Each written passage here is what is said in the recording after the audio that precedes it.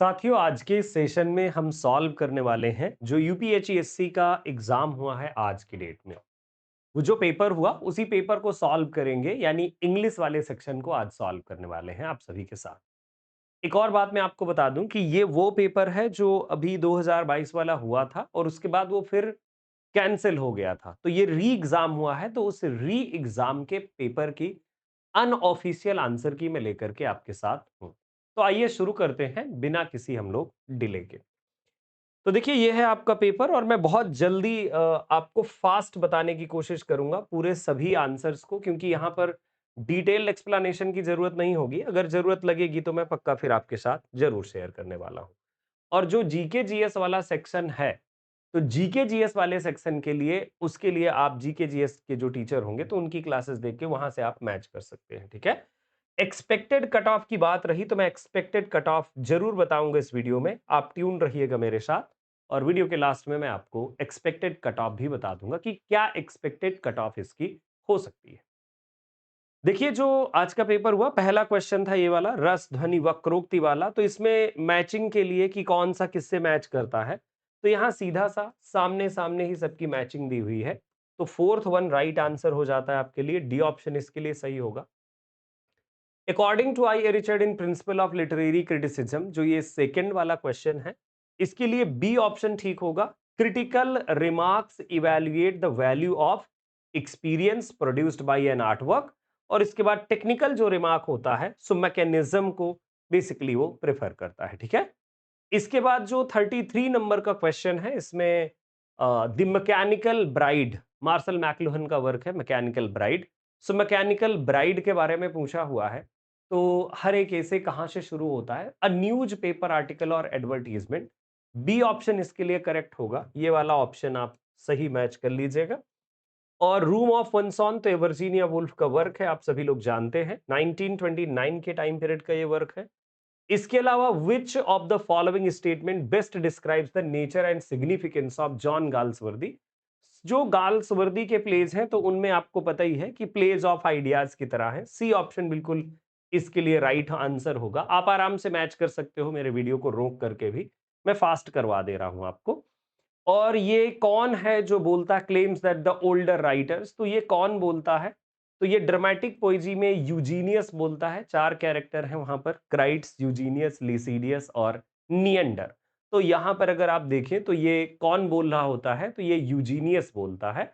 Right answer आपके लिए यूजीनियस हो जाता है, ठीक है। इसके अलावा हम नेक्स्ट वन पर चलेंगे। थोड़ा सा स्क्रीन मेरी रुक गई है, ओहो, लग रहा है थोड़ा सा मैकेनिज्म इसका हैंग वाला हो गया क्या, चलो सही हो गया। इसमें यूजीनियस राइट आंसर होगा, आपने कर लिया है। और which of the following statements are true, तो टिंटर्न एबी तो बिल्कुल नेचर और मेमोरी के साथ, rhyme of ancient mariner super natural. Blake क्या विक्टोरियन है, नहीं, तो थर्ड सही नहीं है, जिसमें भी थर्ड होगा उसे कट कर दो। इसमें थर्ड है, इसमें थर्ड है और इसमें थर्ड है, मतलब ये आंसर सही हो जाएगा आपके लिए। इलिमिनेशन भी आप कर सकते हैं, लेकिन इलिमिनेशन होता तभी है जब आपको आ रहा हो। देखिए, following statement about Swami Vivekananda, तो स्वामी विवेकानंद के जो शिकागो एड्रेस था, तो इसके लिए फर्स्ट और सेकंड ऑप्शन सही होंगे, है ना। 1893, और ये है sisters and brothers of America. तो ये दो ऑप्शन आपके फर्स्ट और सेकंड यहाँ पर सही है। Match the essays with their first publication date, यहाँ पर जो मैचिंग की डेट है, तो मैचिंग की डेट जैसे आप ड्रीम चिल्ड्रन और एवरी को मैच कर सकते हो सी वाले ऑप्शन को सेकंड से। सी सेकंड ऑप्शन देखिए जहां पर आपको मिले, सी सेकंड ऑप्शन यहां पर मिलता है, बी ऑप्शन आपका करेक्ट हो जाता है। बाकी आप सारे मैच भी कर सकते हो, कोई दिक्कत नहीं है, सर्च करके भी मैच कर सकते हैं आप, ठीक है। मैं तो शॉर्ट में आपको मैंने बता दिया। Given below are two statement, one is labelled as assertion और reason. So assertion and reason है यहाँ पर। तो देखिए, syntactic component of grammatical consist of rewriting rules and transformational rule. Rewriting rules generate base strings while transformational rules derive new phrase markers. तो इसमें right answer है both A and R true, और जो है कलेक्ट करेक्ट एक्सप्लेनेशन भी है। तो आपके लिए 40 क्वेश्चन का डी ऑप्शन सही हो जाता है, ठीक है। कंसीडर द फॉलोइंग स्टेटमेंट, तो फर्डिनेंडी शशोर को लेकर के, साइन वगैरह को लेकर के ये क्वेश्चन है।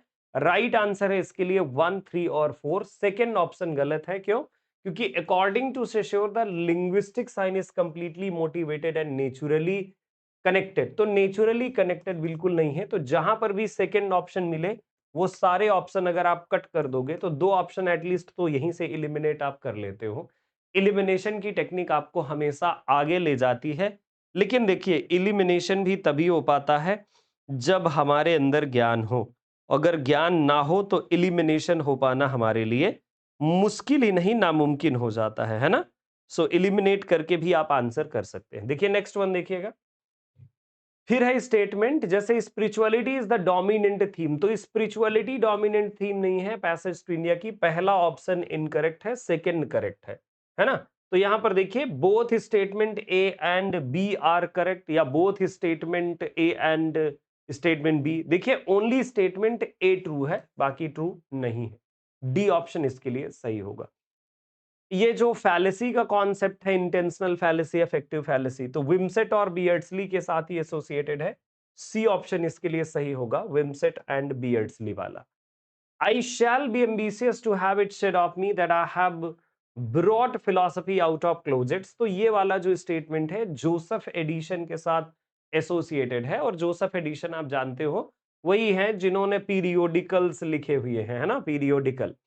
The phrase weakness of your message and your hoe in things fall apart metaphorically refers, इसका मतलब होता है lack of industry and hard work, lack of industry and hard work, things fall apart। तो ये things fall apart उसका चिन्वा HB का जो work है ना, जो डब्ल्यू बी एट्स से जो जिन्होंने मतलब अपने नॉवल का टाइटल लिया है, things fall apart centre can not hold, mayor anarchy लूज्ड upon the word, है ना, वो वाला। सो वहां से लाइन कांथापुरा की अगर मैं बात करूं तो देखो कांथापुरा की जो नैरेटिव टेक्निक है वो कौन सी है, ओरल ट्रेडिशन को, यानी कि स्थल पुराण के पैटर्न को। जो मैंने यूपीएचसीएससी का बैच पढ़ाया था उस बैच से ऑलमोस्ट सारे क्वेश्चंस हैं, समझ लीजिए। एक्चुअली में बीच में वो बैच अनपब्लिश्ड हो गया था, लेकिन हमारे पास वीडियो लेक्चर वाला कंप्लीट बैच अवेलेबल है आप सभी के लिए। वीडियो लेक्चर वाला जो बैच है वो ऐप पर अवेलेबल था, बाकी बीच में हट गया था, है ना।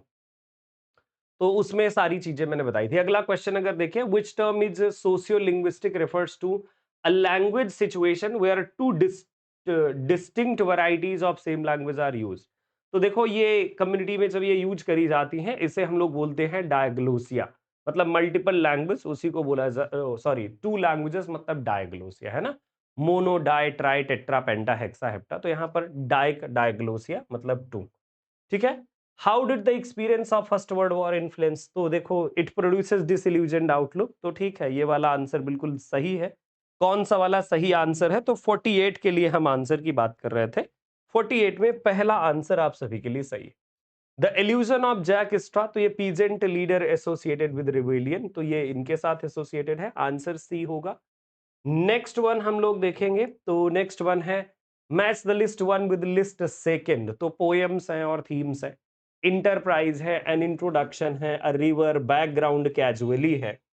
तो यहां पर थोड़ा सा अगर आप देखो तो जैसे इंट्रोडक्शन का ये तो सही मैच है, बी को सेकंड से ही मैच करेंगे। तो बी सेकंड देखो इन दो ऑप्शंस में है, मतलब इनमें से या इनमें से कोई एक सही है। इसके अलावा अदर अगर आप पोएम्स की बात करें तो इंटरप्राइज जो है जर्नी एज अ मेटाफर वाला है, है ना। और इसके अलावा जो रिवर है, सो रिवर की अगर मैं बात करूं so this is critic of traditional and poetic indifference, और बैकग्राउंड कैजुअली ये भी करेक्टली मैच्ड है ना। तो ये राइट आंसर हो जाता है, ये वाला आंसर, है ना। फोर्थ आंसर इसके लिए सही होगा, डी ऑप्शन करेक्ट है इसके लिए। ठीक है, नेक्स्ट वन देखिए, match the poems with the central idea it explores. तो देखो सेंट्रल आइडिया एक्सप्लोर की यहां पर बात करी गई है, second coming, prayer for my daughter. तो ये सारी डब्ल्यू बी एट्स की पोएम है, डी ऑप्शन इसके लिए भी सही है, राइट आंसर है। वेटिंग फॉर गोडो, तो अब यहां पर आपको ईयर देख लेना, जैसे लुक बैक इन एंगर 1956 के टाइम पीरियड में आया था, तो रॉयल कोर्ट थिएटर 1956, बी को फर्स्ट से मैच कर दो। बी फर्स्ट ऑप्शन में देखो यहां पर है, राइट आंसर डी हो जाता है। एक दो से ही मैच कर सकते हो, बाकी अदर प्लेस को भी अब आप आराम से मैच कर सकते हो। बर्थडे पार्टी को मैच कर लीजिए, है ना। तो बर्थडे पार्टी आपका मैच हो जाएगा, रूट्स है, वेटिंग फॉर गोडो है, इनमें से सब सारे प्लेस को आप मैच कर सकते हो। ठीक है, next one. Which property of human language allows speaker to produce and understand unlimited? तो ये देखो प्रोडक्टिविटी कहलाता है, प्रोडक्टिविटी, ठीक है। प्रोडक्टिविटी है जिसमें हम अनलिमिटेड सेंटेंसेस जो है बेसिकली फ्रेम कर सकते हैं, ठीक है। सन्स एंड लवर्स और power and glory lords of the flies. So sons and lovers को 1913 से मैच कर दो, 1 को 3 से मैच करो। 1 3 जहां पर भी नजर आए, दो ऑप्शंस में है, 1 3 इसमें है और 1 3 इसमें है ना। यस, सन्स एंड लवर्स, हाँ, ए को 3 से मैच करेंगे, बिल्कुल सही है, ए को 3 से मैच करेंगे। And power and glory Lord of the flies, Lord of the flies को हम 54 के टाइम पीरियड से, सी को 1 से मैच कर लीजिए, तो C1 कहां पर नजर आता है? अच्छा, C4 वहां पर है। गड़बड़ हो गया थोड़ा, प्लीज ध्यान दीजिएगा। सन्स एंड लवर्स जो है ये सेकंड है, ए सेकंड को मैच करो तो ए सेकंड यहां पर नजर आता है और ए सेकंड यहां पर नजर आता है, ठीक है। फिर सी को हम मैच करेंगे तो C54 यानी C1 से मैच करेंगे तो C1 से मैच हो जाता है, देखिए यहीं पर C1 से मैच होगा, ऑप्शन डी सही है, राइट आंसर है। थोड़ा मैं कंफ्यूज हो गया था। सो आर्गुमेंट ये जो है जॉन डन के कैनोनाइजेशन में, सो देखिए ए ऑप्शन इसके लिए करेक्ट होगा 55। Given below are two statement labelled as assertion and another one as reason. So proviso scene in the way of the world, हाँ वे ऑफ द वर्ड में proviso scene है, presents and idealised. So idealised romantic love की बात नहीं करी गई है यहां पर, है ना। यहां पर एक ऐसा लव है जो बेसिकली म्यूचुअल अंडरस्टैंडिंग, या कह सकते हो कि एक ऐसा लव है जहां पर दोनों डील की तरह बात करते हैं प्रोविजो सीन में, है ना। तो ये आइडियलाइज्ड है नहीं। हाँ, मिलामेंट एंड मिराबल निगोशिएट करते हैं प्रैक्टिकल कंडीशंस, तो ये सही है। इसीलिए आर वाला जो ऑप्शन सही है ना। यस, तो आप ये कह सकते हो कि both A and R are true, नहीं, both A and R are true but R is the नहीं। A is true but R is false, A is false but R is true. D option इसके लिए सही होगा। D वाला option जो है ए false है लेकिन आर करेक्ट है। अब इसमें से कौन सा पेयर कलेक्टिव नहीं मैच, तो जानते हो जू ऑफ माल्टा जो है क्रिस्टोफर मार्लोव का है, शेक्सपियर का नहीं। टीएस एलियट का tradition and individual talent 1919 right answer होगा। तो इसके लिए देखो ये वाला आंसर था, इसके लिए 1919 राइट आंसर हो जाता है। Earlier criticism was developed recognise reconstructing the past, तो ये देखो इसका राइट आंसर है मार्क्सिस्ट क्रिटिसिज्म। नैडिन गॉर्डिमर की अगर मैं बात करूं, ऐसे English language literature and politics, so English language literature and politics वाला इसका जो राइट आंसर बनने वाला है वो है आपके लिए कौन सा? The role of English in apartheid South Africa, ये वाला बी ऑप्शन इसके लिए सही है। So is best fictional work, तो देखो यहां पर हम मिसिसिपी और स्टीम बोट पायलट की बात करते हैं तो मार्क ट्वेन का नाम आता है, क्योंकि मार्क ट्वेन की राइटिंग ही मिसिसिपी लाइफ के साथ एसोसिएट हो जाती है, ठीक है। स्टेटमेंट है ऑफ रिवेंज पर बेस्ड और एक है ऑफ रेजिमेन ऑफ हेल्थ को लेकर के, कौन सा करेक्ट आंसर यहां पर बनता है? तो देखो यहां पर जो बोथ स्टेटमेंट ट्रू है, नहीं, स्टेटमेंट सेकंड ट्रू है बट स्टेटमेंट फर्स्ट जो है फॉल्स है। ए ऑप्शन इसके लिए होगा। अगर आप इन दोनों एसेज को पढ़ेंगे तभी पता चलेगा, बाकी मैं आपको सीधे आंसर बता रहा हूं। 63 theme of the play lies in way the life force, तो लाइफ फोर्स की थियरी जो है जीबी सा ने मैन एंड सुपरमैन में दी है, लाइफ फोर्स वाली थियरी को, ठीक है। लिरिकल बैलेट, तो ये लिरिकल बैलेट किसके साथ? कॉलरिज के साथ, है ना। 1797 में प्लान और 98 में इन्होंने लिखा, फर्स्ट लिरिकल बैलेट आया। पॉलिटिकल बैकग्राउंड अब्सोलोम एंड एकिटोफिल को लेकर के एक्सक्लूशन क्राइसिस है, नो डाउट, है ना। जस्टिस वाज डन, ये वाली लाइन कई बार एग्जाम्स में पूछी जा चुकी है, तो इसे हम डायरेक्टली आंसर कर सकते हैं, टेस्ट ऑफ डर्बोविल। एक्सक्लूशन क्राइसिस भी एग्जाम्स में कई बार पूछा गया है। The Renaissance era was considered highest poetic form, तो एपिक हाईएस्ट पोएटिक फॉर्म रहा है रेनेसा टाइम पीरियड में, इसे कंसीडर किया जाता रहा। Who calls Yank filthy beast, तो किसने यांक को फिल्दी बीस्ट कह दिया? So that is, who is that? That is Mildred Douglas, Mildred Douglas right answer है ना।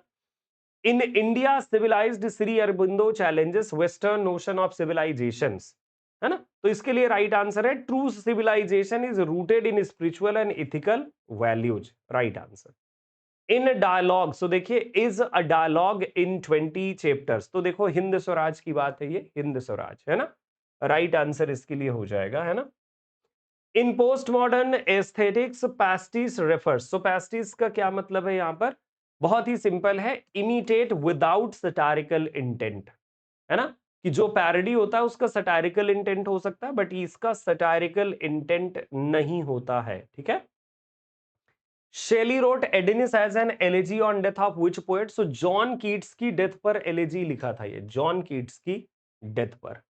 इन which novel by Anita Desai is Maya the central character, तो क्राई दी पिकॉक में माया एक सेंट्रल कैरेक्टर है, ठीक है।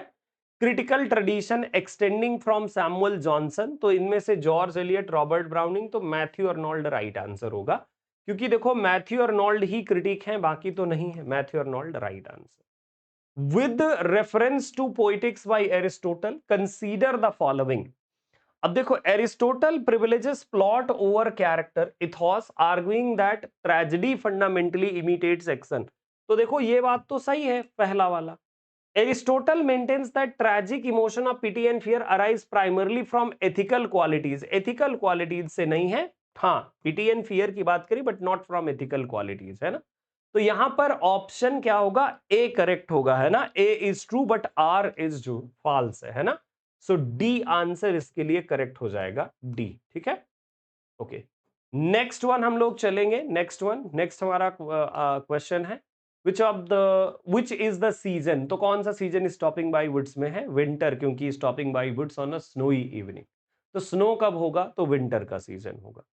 ब्रह्मा हैज रेफरेंस, तो इंडिया, ब्रह्मा जो पोएम है उनकी क्या नाम है इनका, इमर्शन की, तो उसमें इंडिया का है ना। Which of the following statement best reflects the transformation in sensibility associated with romantic period, तो राइट आंसर है romantic period marked a shift from enlightenment rationality to active intelligence, है ना, इमोशनल एंड एस्थेटिक एक्सपीरियंस, तो पहला वाला right answer होगा।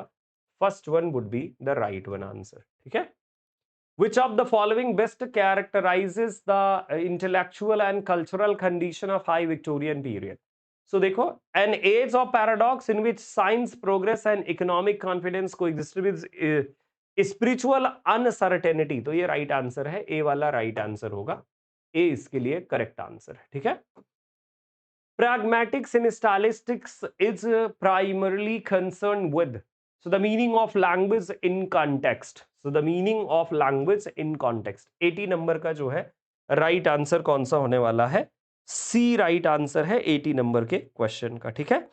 Okay, थोड़ा सा मैं पानी पीऊंगा, बाकी अगले भी मैं आपको आंसर्स बता देता हूं, ठीक है। अगर किसी भी क्वेश्चन में आपको कोई कंफ्यूजन लगे, ये लगे कि इसका आंसर गलत है यहां पर, ठीक है, तो बताइएगा।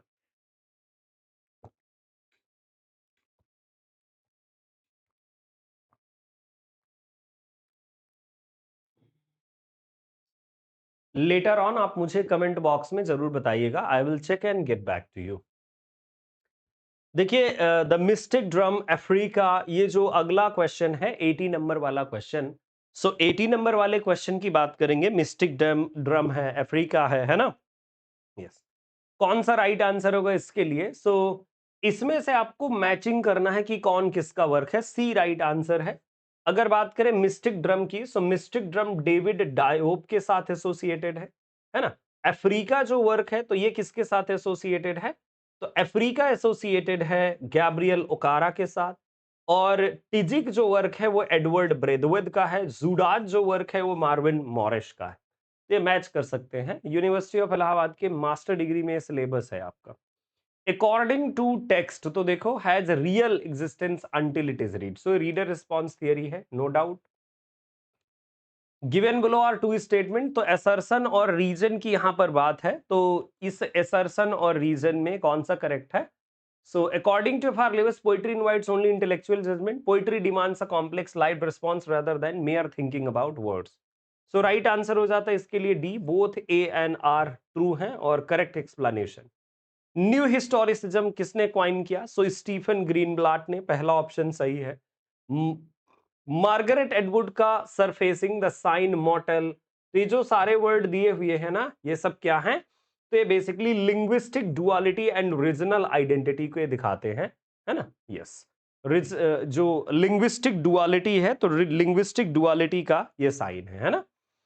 इन emperor of ice cream 13 ways of looking at a blackbird. तो देखो इसमें से राइट आंसर 86 का क्या है तो बड़ा ही ये 86 वाला, लेकिन राइट आंसर है A. Both poem dramatize a modernist phenomenology in which reality is constituted through shifting perceptual frames rendering metaphysical permanence illusionary. Next one देखिएगा, which of the following consonant cluster. तो एक कॉन्सोनेंट क्लस्टर को यहां पर पूछा गया है। राइट आंसर है S T R, as in street, है ना। यस, तो राइट आंसर 87 का ये है सी वाला option.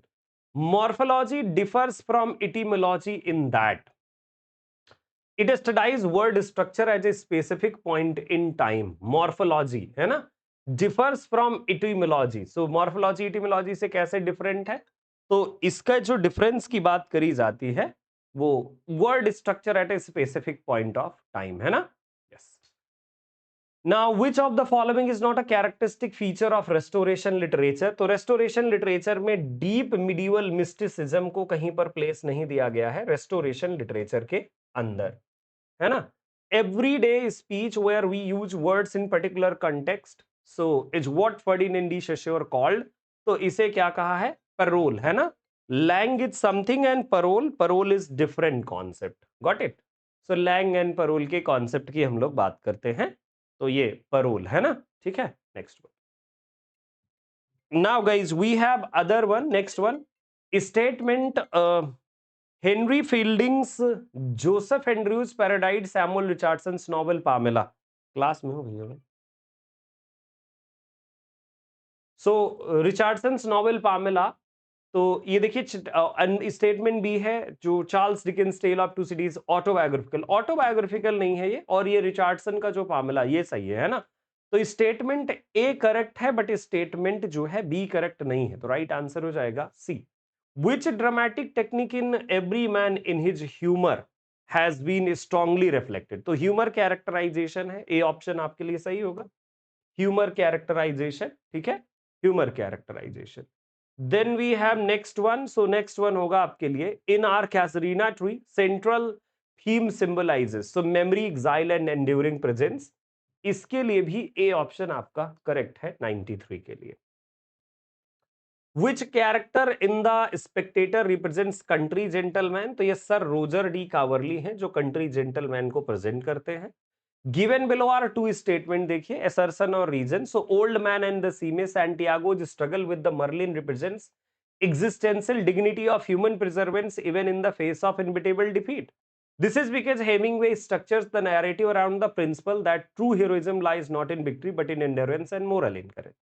Right answer, so right answer C है बोथ।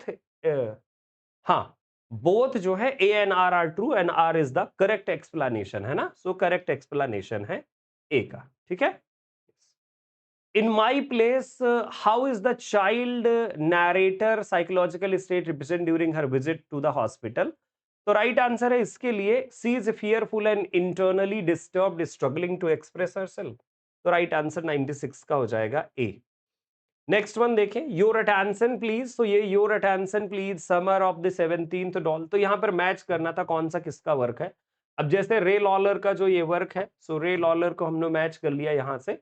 सो बी को फर्स्ट से मैच किया और बी को फर्स्ट से मैच करके देखो यहां नीचे के कॉम्बिनेशन में देख लो, तो बी फर्स्ट यहां पर आ रहा है, मतलब राइट आंसर यही हो जाता है, ठीक है, एक ही से हो जाता है। Simon de Beauvoir's Second Sex has important section of the on the portrayal of women in the novels. So ये D.H. Lawrence जो है right answer। Which of the following statements most accurately reflects the dramatic method adopted by T.S. Eliot in Murder in the Cathedral? So Murder in the Cathedral की अगर मैं बात करूं, so Murder in the Cathedral में right answer है C। The play shapes historical evidence selectively into a concentrated situation centered drama emphasizing the spiritual conflict over narrative incident। And which poem by Robert Browning has the note shortly after the revival of learning in the Europe at the beginning? तो right answer क्या हो जाता है last वाले का, last वाले का right answer है which poem by Robert Browning has the note shortly after the revival of learning in Europe at the beginning। मुझे लगता है इसके लिए 100 के लिए जो राइट आंसर होना चाहिए, तो grammarian funeral last ride together rabbi ben Ezra prospice. Grammarian funeral होना चाहिए, इसको चेक कर लीजिएगा लास्ट वाला, और कमेंट करके जरूर बताइएगा कौन सा करेक्ट आंसर है। सो ये गाइज आपकी एक अनऑफिशियल, जो मेरे हिसाब से, जो मेरे नॉलेज के हिसाब से आंसर्स थे आपके 70 क्वेश्चंस के, जो आपका पेपर आज ही हुआ। सो उसका मैंने दिया। ठीक है, मैच कर लीजिएगा, क्या स्कोर आपका बना कमेंट बॉक्स में जरूर बताइएगा। नाउ द पॉइंट इज कि मेरिट कितनी जाएगी। तो देखो, मेरिट के लिए पहले से ही फिक्स है कि जो मेरिट है वो 50 प्लस जाती है, 50 प्लस।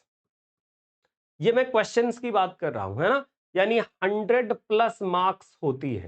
तो ये लगभग कभी 53 हो सकती है, 55 हो सकती है ना। और ये यहां से अगर मैक्सिमम किसी लेवल तक जाती है तो 50 प्लस का मतलब है कि 60 तक, तो 50 से 60 के बीच में मेरिट अधिकतम जाती, मैक्सिमम। मिनिमम 50 और मैक्सिमम 60 चली जाती है, बाकी 60 से कम ही रहती है, समझ लीजिए। चाहे आप किसी भी कैटेगरी में होंगे, लगभग इसी के आसपास मेरिट होगी। अब आप किस कैटेगरी से हैं, अपने नंबर ऑफ करेक्ट क्वेश्चन से मार्क्स आप मेंशन करिएगा कमेंट बॉक्स में।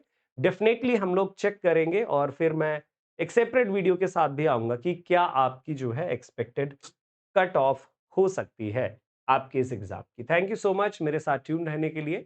लिटरेचर लवर्स पर आप नए थे तो सब्सक्राइब कीजिएगा हमारे चैनल को, और बाकी ऐसी अपडेट पेपर सॉल्व करने के लिए या अदर अपडेट्स के लिए लिटरेचर लवर्स के साथ ट्यून रहे। बहुत बहुत धन्यवाद, सभी को नमस्कार।